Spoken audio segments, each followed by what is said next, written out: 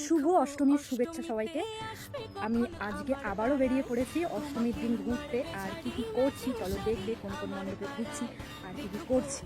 আজকে আমাকে কেমন লাগছে অবশ্যই জানি।